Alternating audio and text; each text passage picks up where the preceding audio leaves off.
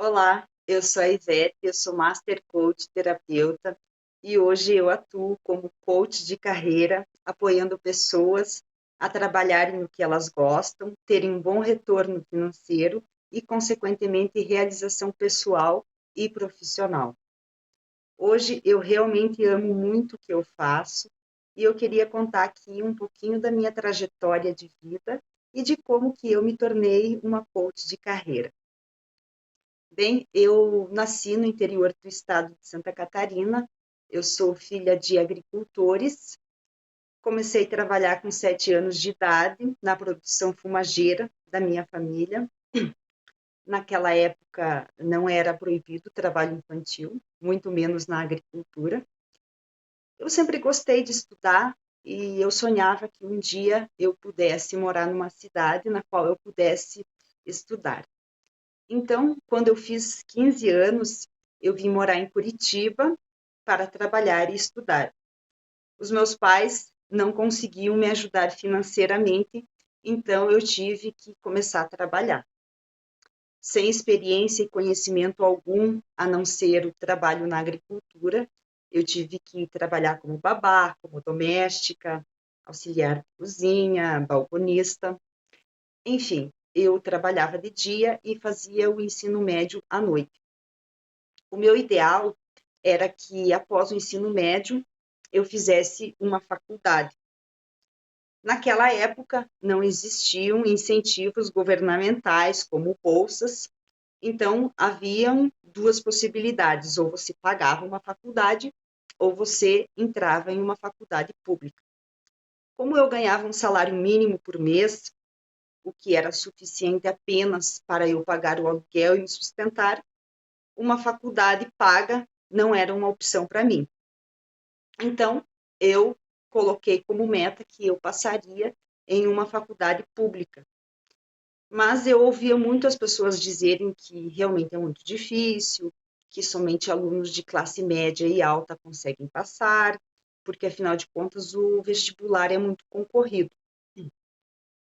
Mas eu tinha na minha cabeça que se eu me dedicasse, se eu realmente estudasse aos fins de semana, eu conseguiria passar.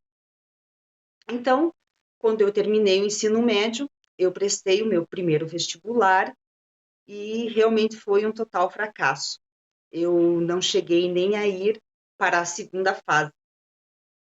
Naquela época, brincava-se que a primeira fase eliminava os ruins e a segunda fase selecionava os que eram bons. Bem, mas com o conhecimento que eu tinha no ensino médio, na escola pública, o conteúdo era muito aquém do que o vestibular pedia. Então, eu comecei a fazer alguns cursos preparatórios para o vestibular. Como a questão financeira não ajudava, eu fiz cursos gratuitos e alguns até de baixo custo para me preparar. E após alguns anos, eu finalmente consegui passar na Universidade Tecnológica Federal do Paraná, o que me trouxe uma grande realização e satisfação de ter conseguido esse sonho. Também nessa época, eu comecei a trabalhar em uma grande multinacional aqui da região, como operadora de produção, e alguns anos depois eu fui promovida a líder de equipe, função essa que exerci mais de 10 anos. Esse foi um período de grande aprendizado para a minha vida, muitas das quais vieram através de desafios. E um deles foi que, em 2013, eu tive uma crise de ansiedade, estresse. Eu realmente estava num estado depressivo, eu estava ganhando peso dia após dia, a minha saúde estava muito mal. Foi quando eu tive que recorrer a psicólogos e terapeutas.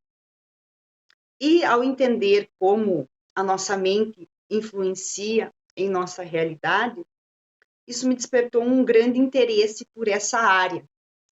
Então, eu comecei a estudar bastante sobre neurociência, programação neurolinguística, psicologia, parapsicologia. Fiz muitos cursos de desenvolvimento pessoal o que realmente me trouxe grandes benefícios em todas as áreas da minha vida. Eu realmente estava fazendo uma transformação mental, uma mudança de mindset.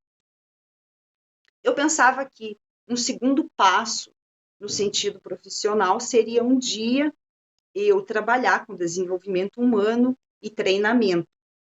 Mas isso eram apenas aspirações, porque eu estava numa zona muito confortável, na qual eu sentia que eu tinha estabilidade, financeiramente eu estava bem, eu gostava da empresa, então realmente eu não tinha um plano de mudança de carreira. Mas na vida, muitas vezes a gente decide e outras a vida decide pela gente. Então aconteceu que no começo de 2020, na pandemia, aconteceu comigo o que aconteceu para muitos nesse país, eu fui demitida.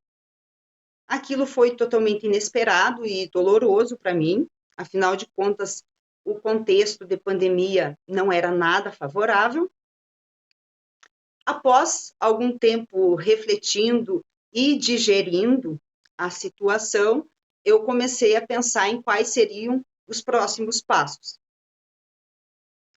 Eu sabia que eu não queria começar nada a qual eu não tivesse a certeza de que realmente eu gosto de fazer e que eu amo fazer.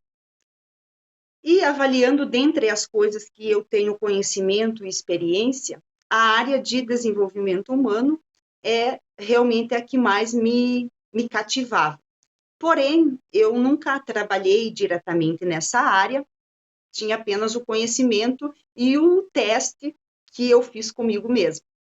Então, com o conhecimento que eu já tinha e com outros que eu vinha adquirindo, eu comecei a atender algumas pessoas de forma gratuita, com o coaching e com a terapia, e foi aí que eu tive a certeza do que realmente eu gosto e amo fazer. Ao ver os resultados e a evolução dessas pessoas, isso me trazia uma satisfação muito grande, e foi então que eu eliminei a possibilidade de algum dia ter que voltar a fazer a mesma função na área corporativa e empreendi com o coach. Hoje eu me posiciono como coach de carreira, onde eu apoio pessoas a buscarem e a terem a realização profissional, num processo em que começa com o autoconhecimento da pessoa, onde ela vai avaliar quais são os talentos, quais os potenciais que ela tem, e isso ajuda muito para que ela tome a decisão certa, que ela tenha clareza na tomada de decisão do que realmente ela deve e ama fazer. A gente desenvolve competências comportamentais e emocionais para que realmente aquela pessoa tenha o papel dessa nova função que ela quer exercer, a definição do caminho, da estratégia, e nesse ponto é bem interessante que geralmente a gente quebra muitas crenças e paradigmas e a pessoa começa a ver possibilidades que antes nem sequer ela considerava. E também, é claro, bem importante a gestão da mudança, essa adaptação e principalmente como lidar com a insegurança e o medo. Porque muitas vezes, mesmo com medo, a gente tem que agir, e também a descoberta de quais são os valores que essa pessoa tem, que realmente é o que vai motivar e vai dar coragem para que ela haja e realmente faça acontecer aquele sonho que ela tem.